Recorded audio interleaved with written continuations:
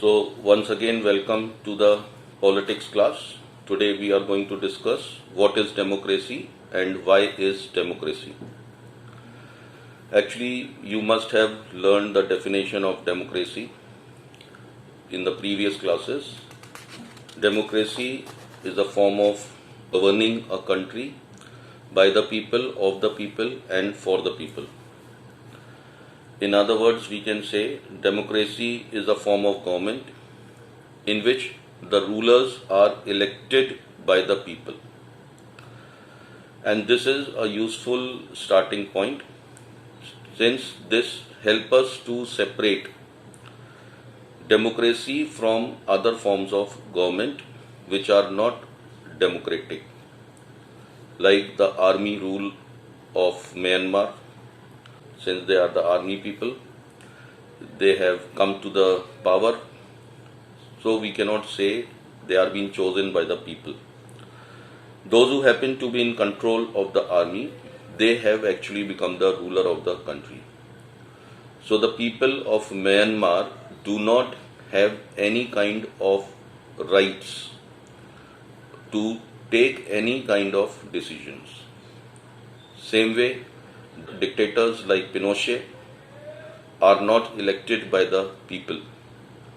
Even previously, when the Nepal did not become democratic, the kings of Nepal and Saudi Arabia rule not only because the people have chosen them to do so, but because they happen to be born in the family of the kings or in the royal family.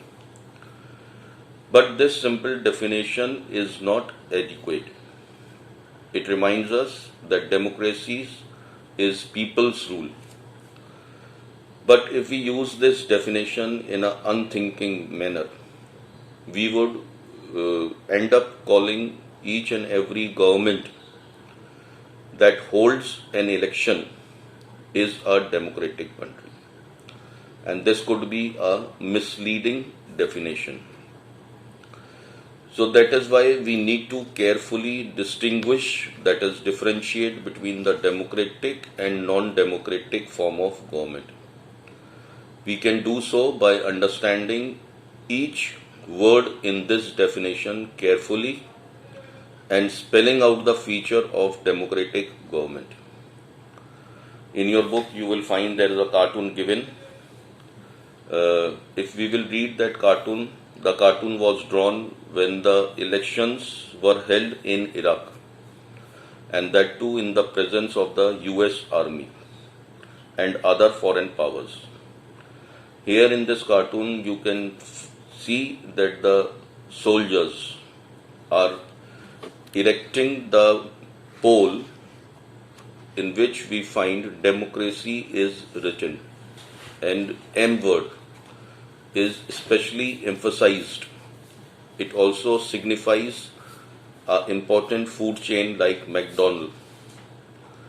But if the soldiers are putting the poles, this means they are making every country a democratic country, but it is without the concern of the people who are living in the country. So if we come to the 2.2, that is the features of democracy, we find who are the rulers in this definition. Like if I repeat the definition again, democracy is a form of government in which the rulers are elected by the people. Now who are the rulers in this definition? Which officials must be elected for any government to be called a democracy? Then what kind of elections constitute a democratic election? Then who are the people who can elect the rulers or get elected as rulers? And the last question from this definition can be asked is, what kind of a form of government is a democracy? So we will discuss all these questions one by one in the coming part. So major decisions by elected leaders.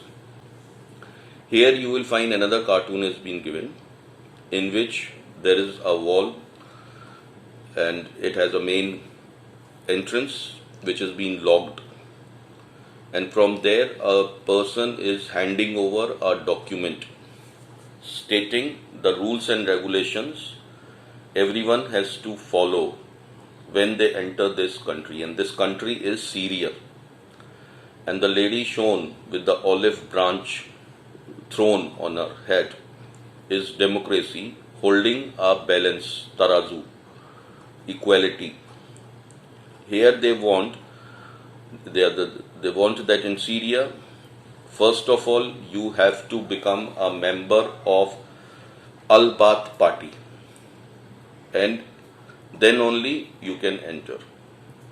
So this cartoon really suggests that if you become or you are being forced to become a member of one particular political party, then that nation is not a democratic nation, because the people don't have real choice with them.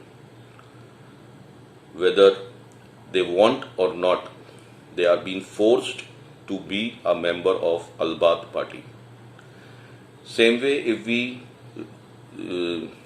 hear the story of Pakistan in 1999 October, when General Parvez Musharraf led a military coup and he overthrew the democratically elected government and declared himself as the chief executive of the country.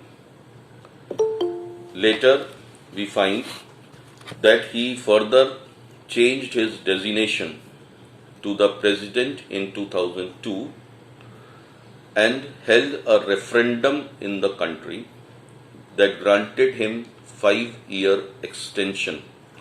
Now, referendum is just like a voting in which a person has to tick yes or no.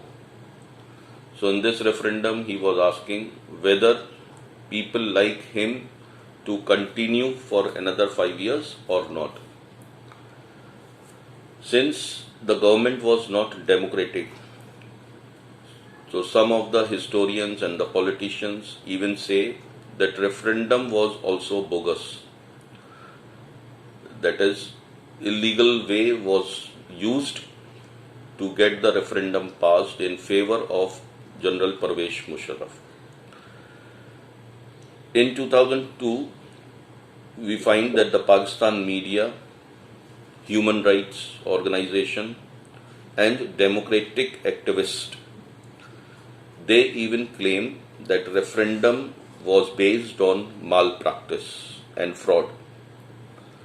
In August 2002, he issued a legal framework order which made the amendment in the Pakistani constitution.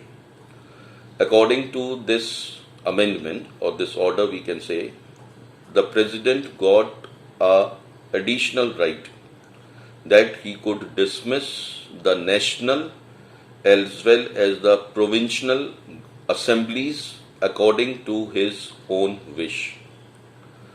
The work of all the civilian society will be supervised by the National Security Council. Now, National Security Council means again the military people. And since he was the general, so all other officers, soldiers, they cannot betray him. They have to work according to his wishes. After passing this order, the elections were being held for the national as well as the provincial assemblies. So, in this story, we find that the elections were held, referendum was passed, but still the people did not have the real choice. And General Parvez Musharraf, he had the overall authority to make all the decisions. So we can say that this government is not a democratic form of government.